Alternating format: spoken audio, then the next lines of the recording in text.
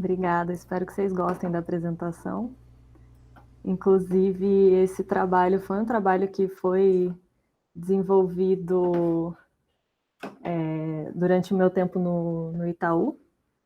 Então, espero que eu consiga mostrar para vocês hoje mais ou menos o que um cientista de dados em um banco faz. Vocês estão vendo a apresentação?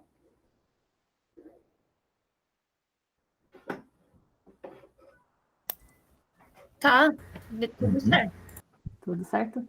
Então tá bom. Então, a apresentação que eu vou mostrar aqui hoje para vocês é do uso da UNET, né, que é uma rede neural convolucional, no pré-processamento de imagens de documento, tá?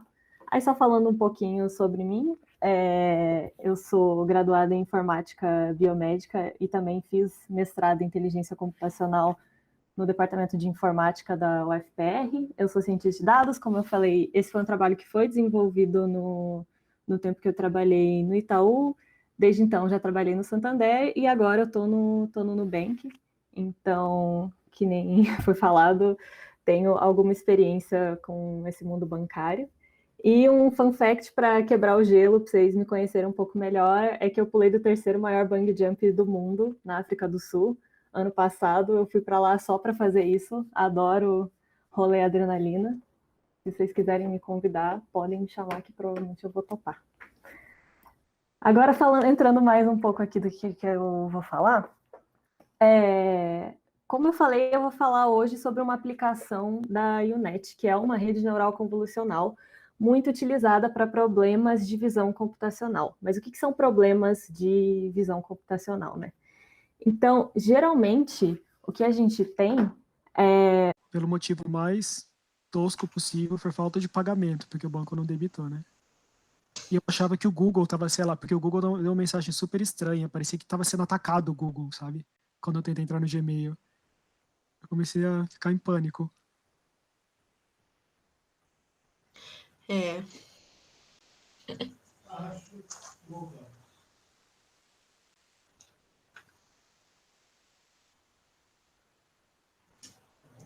Recomeçamos?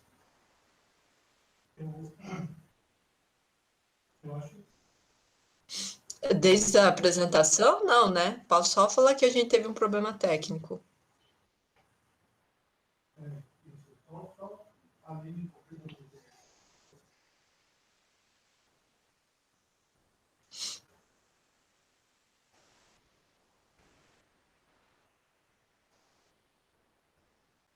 Eu tô vendo e tá tudo normal. Tá. Pessoal, a gente teve um pequeno problema técnico, tá? A gente agradece a compreensão de vocês, mas estamos passíveis a isso, né? Então, eu vou voltar aqui o espaço para a Diandra. Acontece nas melhores famílias.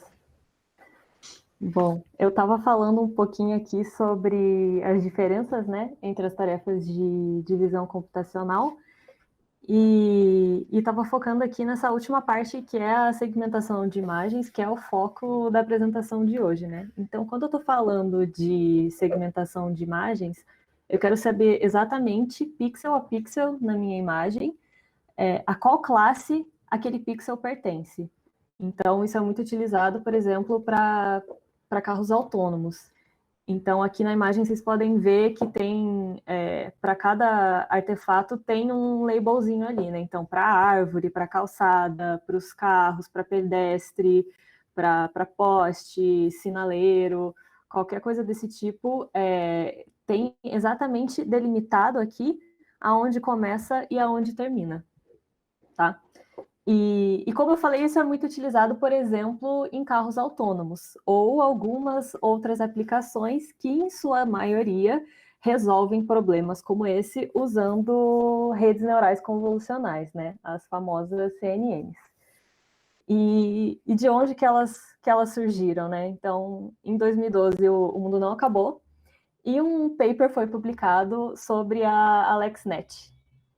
Ela conseguiu pela primeira vez nesse conjunto de imagens da ImageNet, que depois eu falo um pouquinho mais, conseguiu bater classificação humana. Então, foi uma rede neural que, dado uma imagem, né, que, por exemplo, é um navio de container, ele ia lá e falava qual é a probabilidade de todas as classes possíveis da ImageNet, qual era a probabilidade, a maior probabilidade de classe que poderia estar ali naquela imagem, né?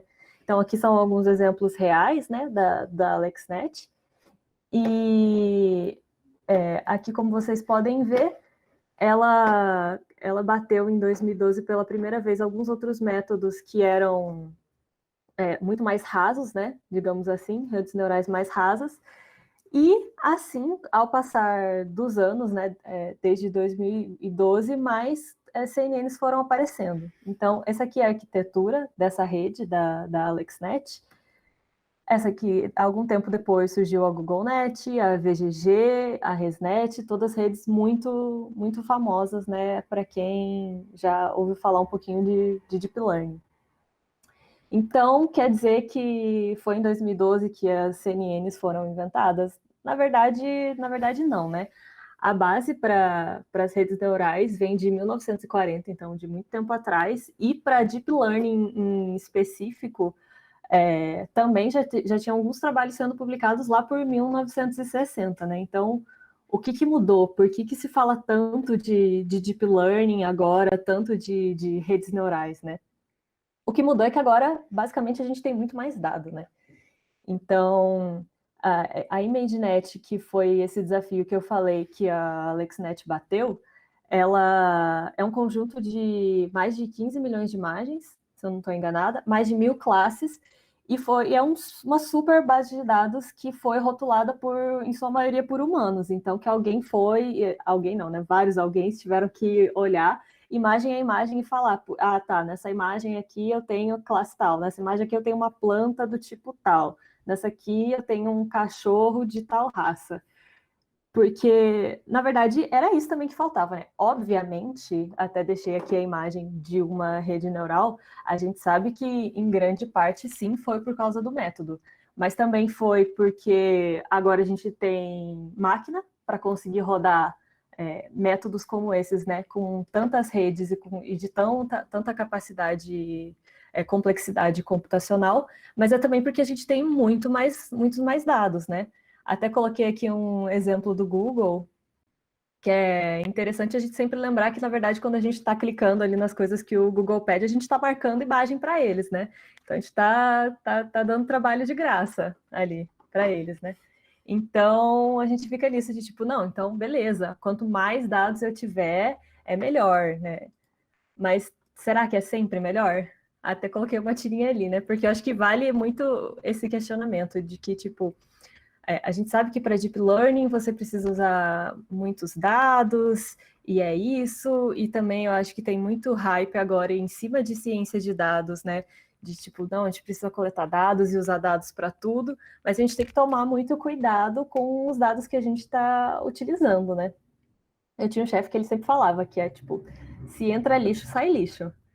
Então a gente tem que cuidar muito do que a gente está colocando nos nossos modelos, né?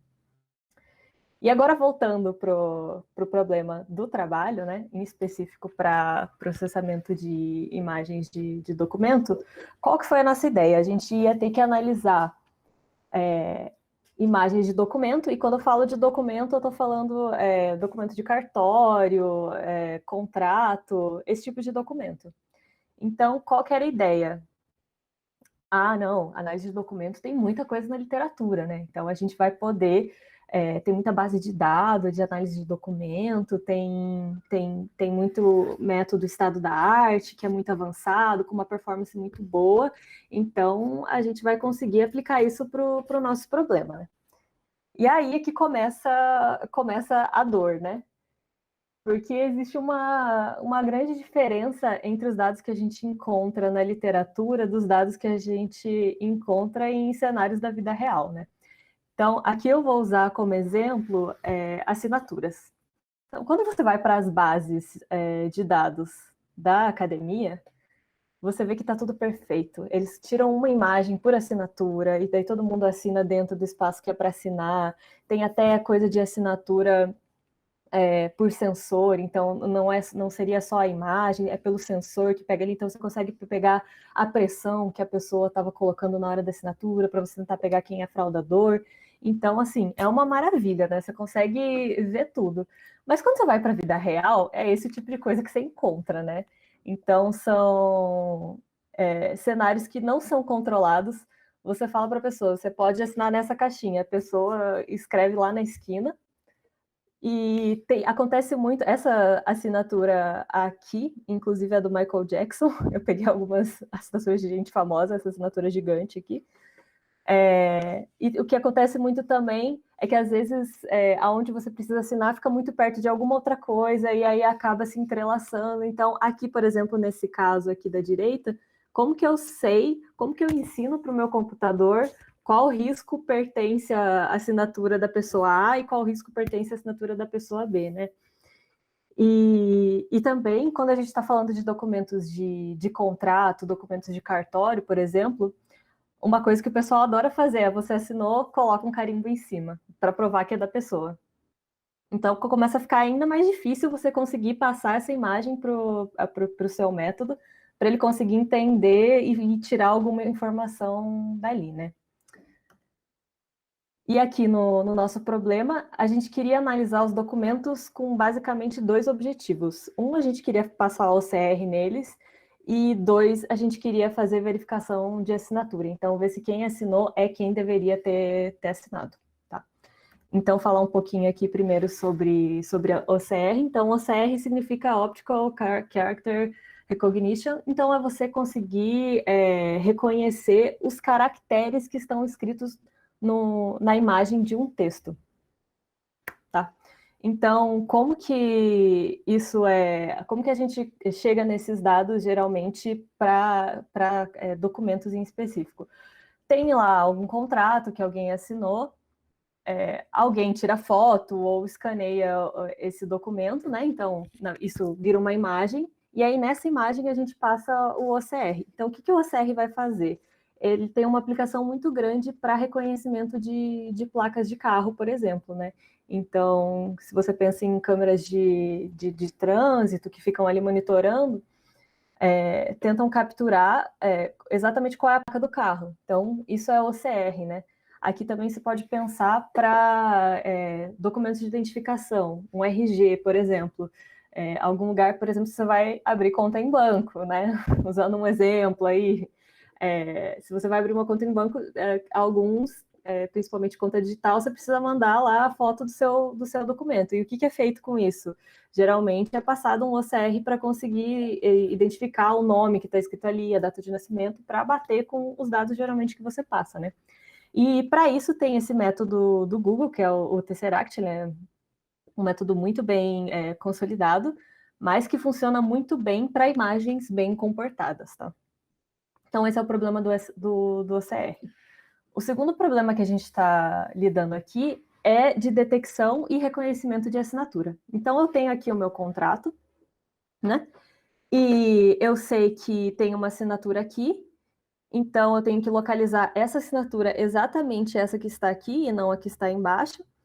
E eu tenho que conseguir segmentar, conseguir localizar exatamente essa assinatura. Eu tenho que procurar na minha base de dados de outras assinaturas e eu preciso ver, então me falaram que nesse documento é a assinatura da Alice. Então eu tenho que pegar a assinatura da Alice que eu tenho lá na minha base de dados e eu tenho que bater as duas e falar, elas são a mesma? Elas não são a mesma, tá?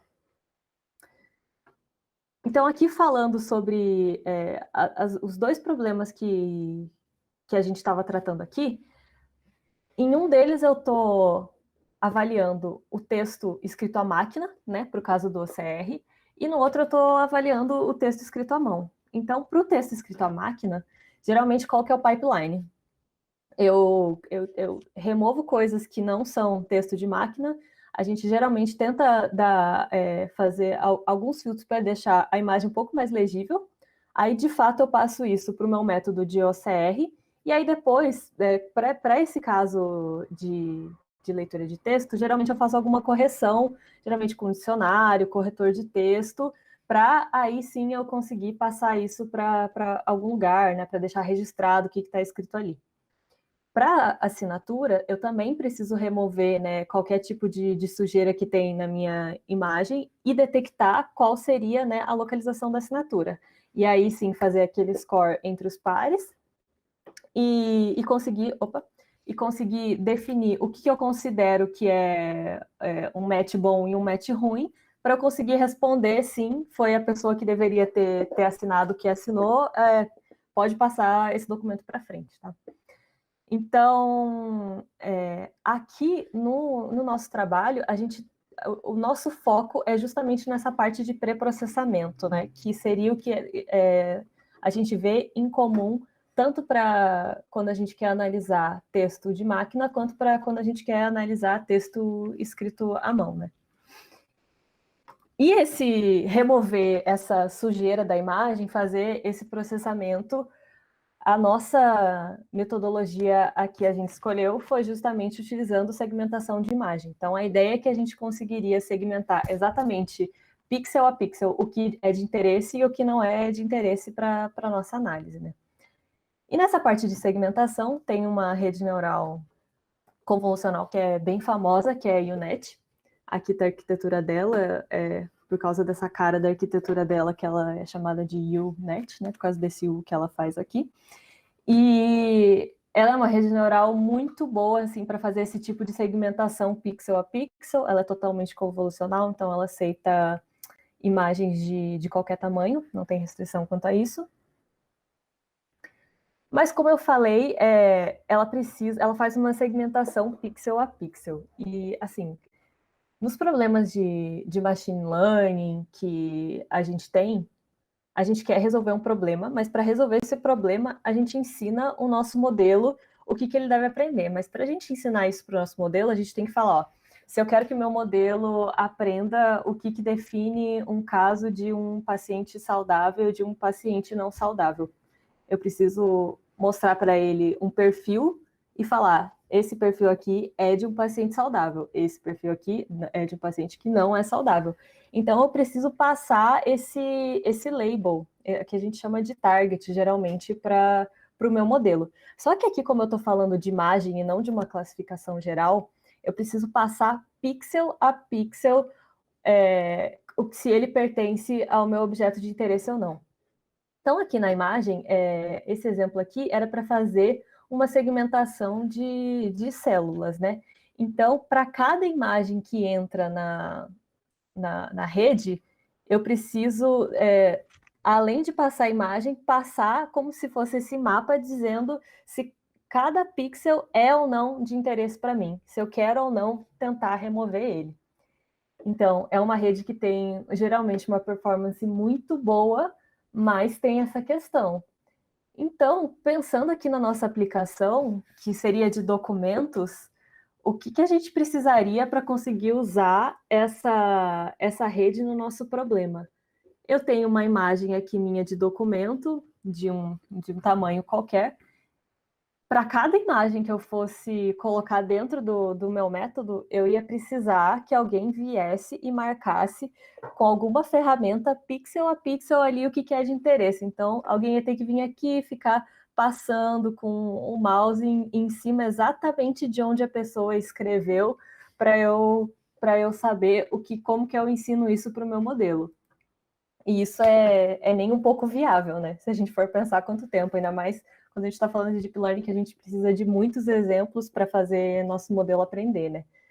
Então, qual que foi a solução aqui? A gente usou dados sintéticos e a gente se inspirou nesse trabalho aqui, que esse trabalho em específico era para um problema de você conseguir fazer uma reidentificação das pessoas que estão passando na frente da câmera. E também é um problema muito difícil de você ter exatamente esse label, né, para cada uma das imagens. E aí o que foi feito foi que o modelo foi treinado em cima de dados sintéticos, de animações que foram criadas, e deu resultados muito bons também quando foi testado em imagens de pessoas reais. Então, aqui, o que a gente queria? Pensando nisso, né, em tentar criar um um framework treinando a UNet para fazer essa segmentação para a gente focou em 2 problemas, né? Então, em que eu quero limpar tudo da imagem que não for texto de máquina, para eu conseguir passar isso para o OCR e conseguir reconhecer o que está escrito. E um outro eu quero limpar tudo que não for texto escrito à mão. Então, assim, tudo que não for assinatura, por exemplo, para eu poder passar isso para um método que vai tentar fazer esse reconhecimento de assinatura depois, tá? Aí, como que a gente fez isso? Então, vamos lá. Primeiro, a gente pegou essa base de dados CIDR. Ela é uma base de dados de assinaturas. Ela foi criada, na verdade, com o intuito de resolver problemas de fraudadores de assinatura. Então, tem 55 participantes que estavam participando, né, para essa coleta de dados, e cada um deles assinou 24 vezes o nome, e foi pedido para eles tentarem fraudar ou imitar outras 3 assinaturas 8 vezes. Então, isso resultou numa base de dados com 1.300 imagens de assinatura genuína e 1.320 de assinaturas que seriam de fraudadores, né? Aqui, para esse caso, a gente usou só as assinaturas de fraudadores, justamente porque elas têm mais variabilidade, né, na forma de escrita. Aí aqui tem alguns exemplos dessas imagens que estão no dataset, tá? Então, a gente só fez um pré-processamento usando o threshold, só para deixar elas bem visíveis, né? Para deixar elas binarizadas, então para deixar as imagens ou só com preto e branco, né? Em vez de ser em níveis de cinza. E aí a gente começou a criar as nossas imagens para conseguir que o modelo nosso aprendesse. Então, primeiro, o que a gente fez? Primeiro, a gente coloca um texto aleatório. Então, eu escolho aleatoriamente entre as fontes disponíveis no meu sistema operacional. Depois que eu escolhi uma fonte aleatória, eu escolho um tamanho de texto aleatório e escolho o número de caracteres aleatório também e jogo. Aí eu pego alguma das assinaturas lá da minha base de dados e jogo também aleatoriamente, de alguma forma, ela ali em cima da minha imagem. Então, quando eu faço isso, quando eu jogo essa assinatura em cima da minha imagem, eu sei exatamente aonde eu joguei ela.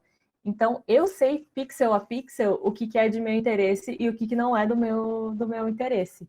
E aí, assim, a gente começou a brincar com essa geração de imagens para a gente conseguir treinar o nosso modelo, tá?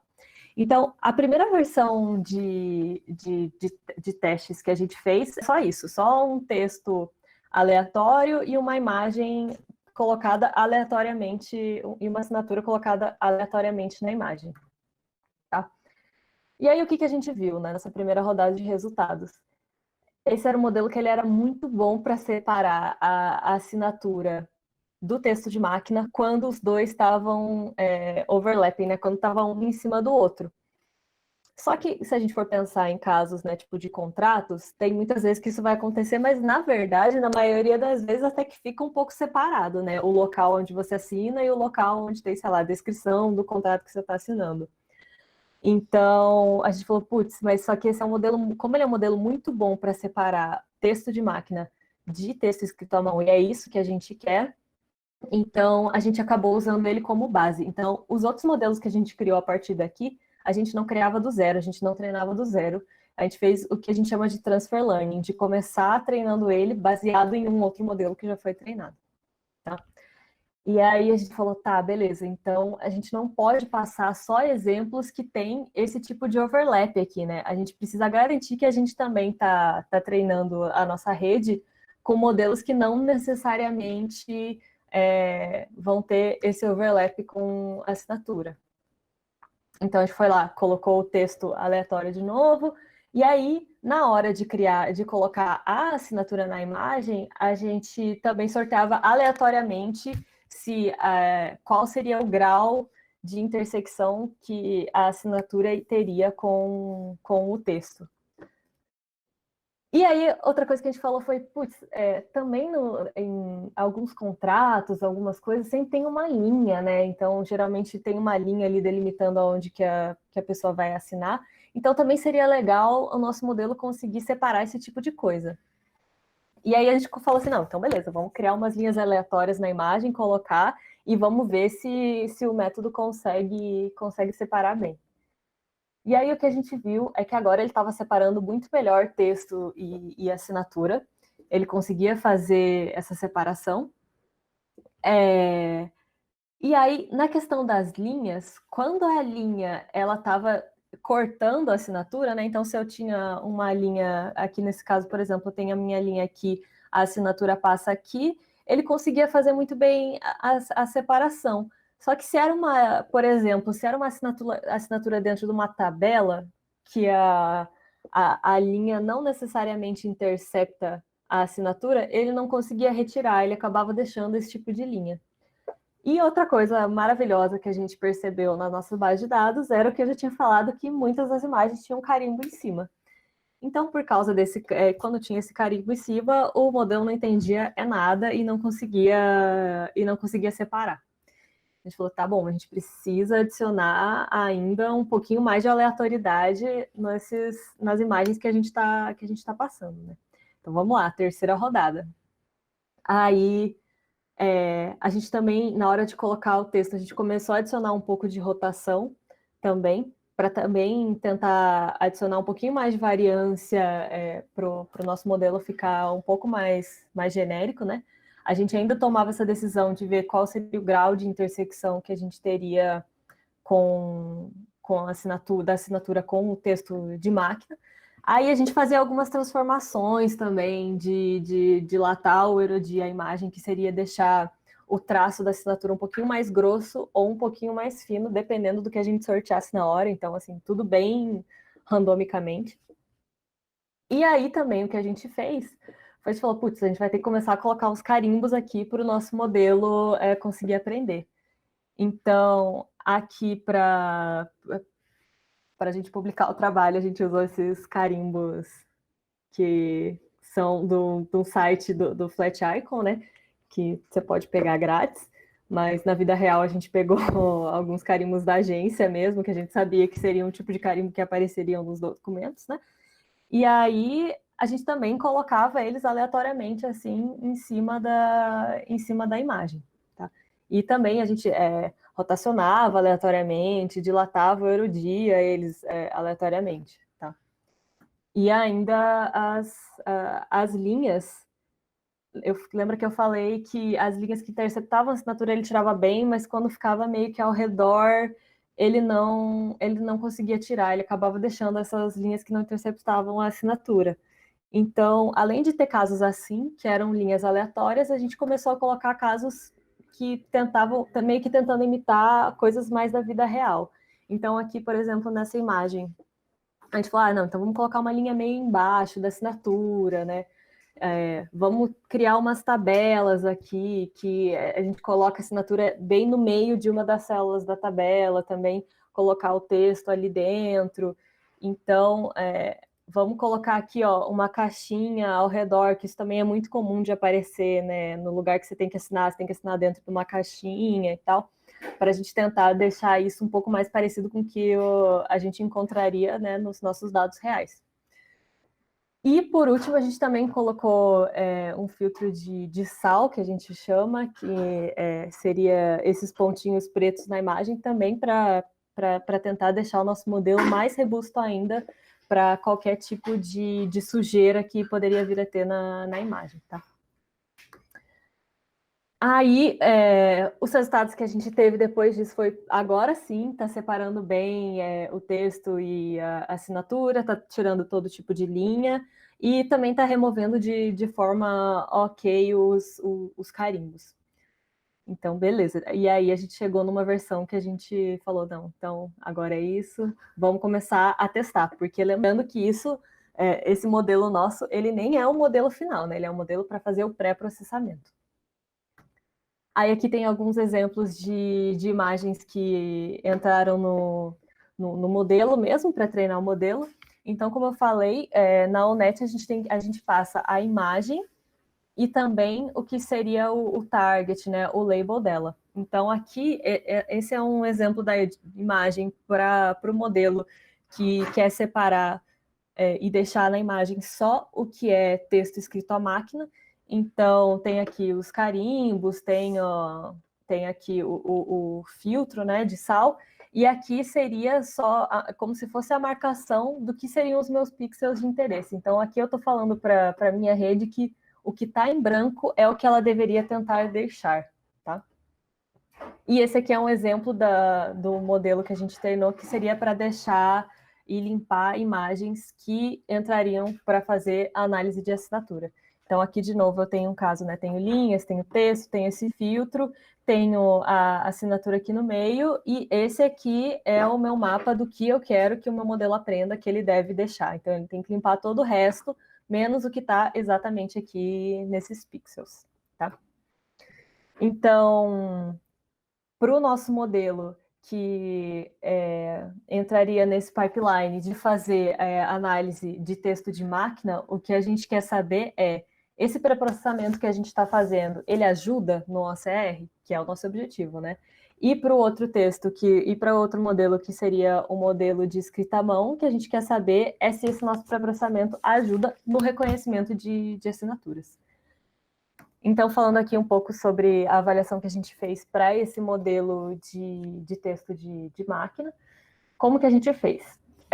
Obviamente, a gente testou muita coisa em dados internos, mas que a gente não pode divulgar por motivo de proteção aos dados, né? Mas a gente também fez um outro teste, que foi...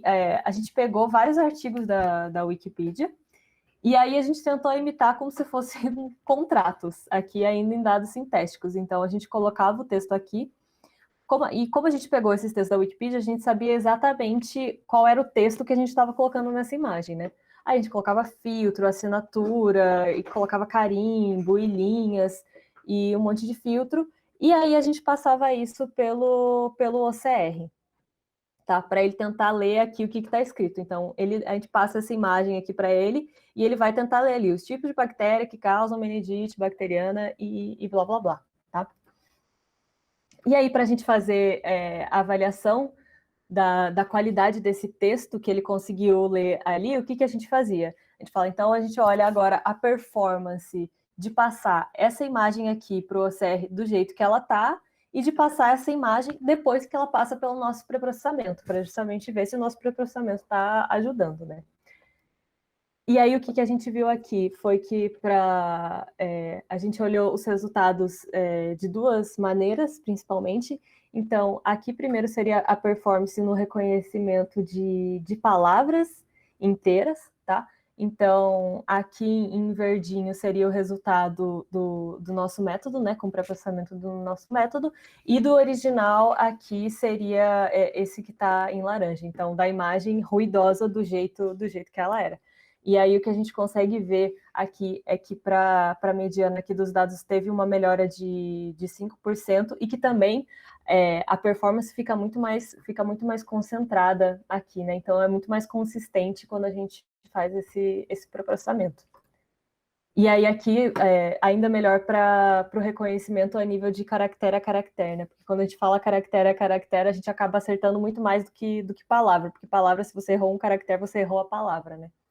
Então, e a gente ficou bem contente.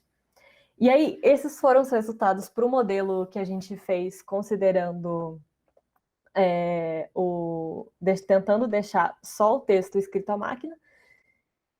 E aí, esse aqui é um resultado que eu juro para vocês que ele é real, também num resultado sintético, porque também, de novo, por motivos de proteção de dados, a gente não pode compartilhar os resultados reais, né, da base interna. Mas tem aqui como se fosse de um contrato, aí a gente colocou aqui também linhas e colocou umas assinaturas aqui em cima, e a gente passou pelo modelo e esse foi o resultado. Então, não sei se vocês conseguem ver, mas aqui tem muito pequeno uma letra de texto de máquina que ele acabou deixando, que ele não conseguiu limpar. Aqui também ele acabou limpando um pouco mais do que deveria, né? Ali na parte de Raquel, mas dá para ver que o resto ele limpou e tá lindo, né? Então, para esses resultados do modelo de assinatura, o que a gente fez foi testar depois em uma base interna nesse reconhecimento, e também a gente viu que melhorou muito a performance do modelo que faz o reconhecimento de assinatura. Aqui o que a gente trouxe foi mais um resultado qualitativo mesmo para mostrar mais ou menos como a rede funciona, tá? E aí, uma coisa que a gente ficou de fazer foi justamente isso, de investigar mais a fundo, né, quais seriam esses impactos se a gente usasse uma base de dados mais realista, né? E também a gente queria ver se a gente conseguia achar uma base de dados mais real também para o caso de assinatura, porque, como eu falei, as bases que a gente encontrou do mundo acadêmico são essas que são muito bem comportadas e que que não precisam, né, na verdade, de pré-processamento, que é muito diferente do que a gente encontra num cenário da vida real. Então, concluindo, se você coloca lixo, vai sair lixo. Você tem que se preocupar muito com como que você vai treinar esse modelo, em que dados que você vai usar. E você pode ser criativo, né? Não é porque não tem uma base de dados exatamente do jeito que você precisa que você não vai conseguir treinar seu modelo, tá? Aqui tem algumas referências que eu usei para fazer a apresentação. E é isso. Se alguém tiver alguma pergunta, posso tentar responder.